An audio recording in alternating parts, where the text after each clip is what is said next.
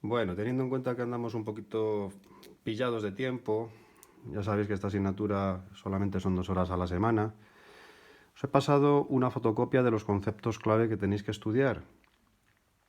En el examen, pues vamos a poner preguntas que tienen que ver con esto que estamos trabajando sobre el aparato digestivo. Entonces os he pasado esta fotocopia y lo que tenemos que ver es lo siguiente. ¿Qué es el tubo digestivo? ¿Qué son las glándulas anejas? Ya sabéis, las glándulas anejas son las que acompañan ese tubo digestivo.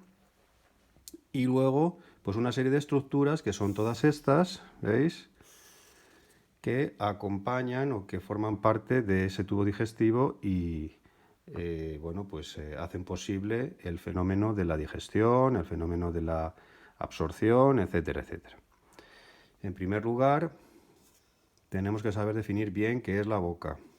La dentición humana la dejamos un poquito a un lado, pero también es importante. Tenemos que saber, que ya os haré un nuevo vídeo, el número de piezas dentales que tenemos tanto cuando somos niños como cuando ya somos adultos, ¿no? Bueno, en la lengua, que ya la estudiaremos cuando veamos los órganos de los sentidos. Estudiamos que había 3 pares de glándulas salivares, dijimos que era la faringe, la epiglotis, muy importante, esta epiglotis. Decíamos que era una estructura que impedía que los alimentos pasaran a la tráquea, es una estructura cartilaginosa y que cuando realizamos el fenómeno de la deglución, pues esta epiglotis se coloca encima de la laringe. Bueno, también hablamos del esófago con sus movimientos peristálticos, decíamos que era un órgano musculoso, aquí están los movimientos peristálticos, también hablamos del estómago, las partes del estómago, vimos que se segregaban unos jugos gástricos y aquí fijaros que hablamos de las partes del estómago, el cardias, el fondo y el píloro. También teníamos que saber las partes más importantes del intestino delgado, que eran el duodeno, el yeyuno y el ilion. Y de la misma manera también decíamos que se segregaban unos jugos intestinales. Bueno, estos jugos intestinales que se segregan en parte por glándulas intestinales, pero que no vamos a hablar de ellas porque son minoritarias, pero las que sí eran importantes, o los jugos importantes, eran los jugos pancreáticos. A continuación hablamos del intestino grueso. Dijimos que tenía una primera parte llamada ciego, después teníamos el colon, el recto y por último el ano, ¿no? El colon, que a su vez lo subdividíamos en colon ascendente, en colon transverso, en colon descendente y por último el colon que tenía forma de S, el colon sigmoideo. También apuntamos la importancia que tenía el apéndice vermiforme y luego decíamos pues cómo se iba transformando ese alimento a medida que iba pasando por las distintas estructuras de nuestro aparato digestivo. En primer lugar, en la boca se producía ese bolo alimenticio gracias a la dentición humana, gracias a los movimientos que realizaba la lengua y gracias a las secreciones glandulares. O sea que vamos a ponerlo con otro color. Aquí sería bolo alimenticio. Después tenemos la formación del quimo. La formación del quimo se daba en el estómago. Estómago más jugos gástricos, pues nos producían ese quimo con la acción de las enzimas correspondientes. Y luego tenemos el quilo. El quilo se producía en el intestino delgado, gracias a las secreciones del páncreas.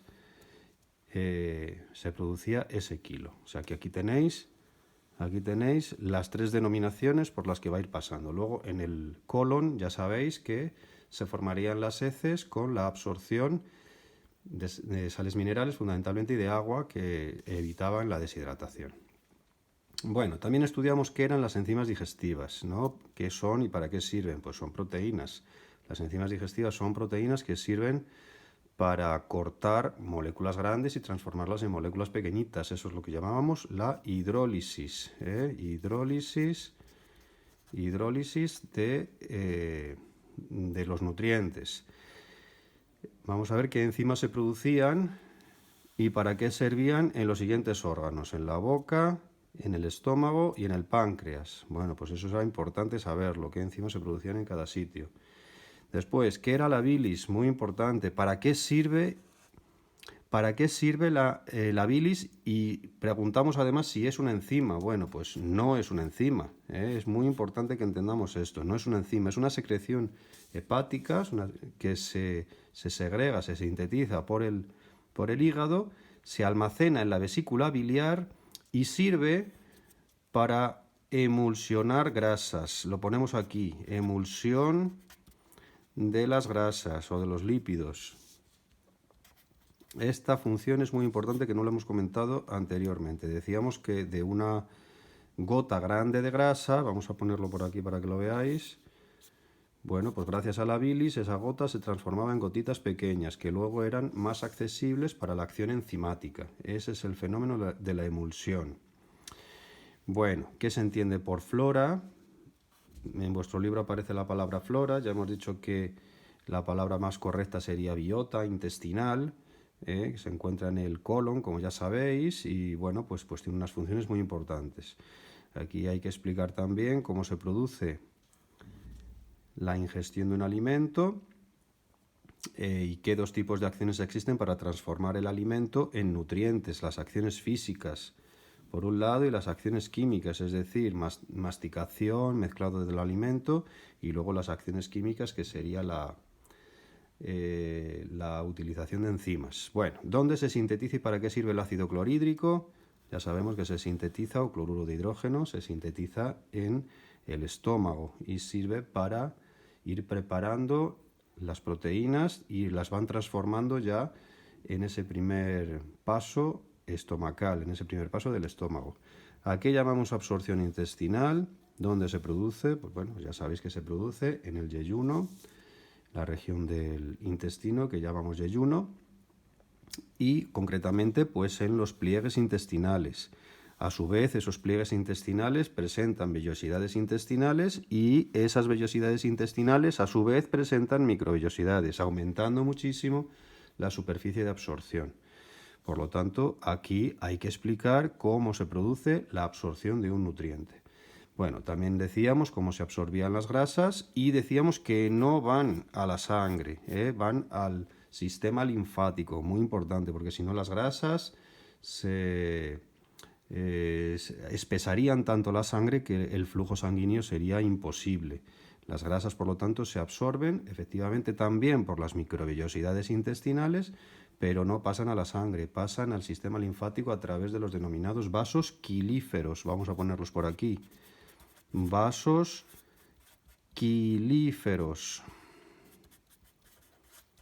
Así es como se denominan esos capilares linfáticos que terminan en las microvellosidades intestinales. Bueno, había que definir qué son las caries, qué es una úlcera péptica, qué entendemos por gastroenteritis, que está causada por diversos factores, diversos agentes, qué se entiende por apendicitis, la inflamación del hígado o hepatitis, que también se da por distintas causas, y el fenómeno del estreñimiento, que también tiene distintas causas.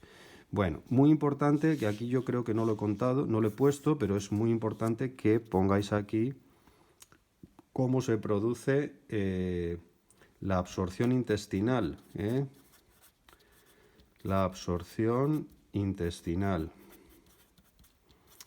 Esto es muy importante que lo sepáis.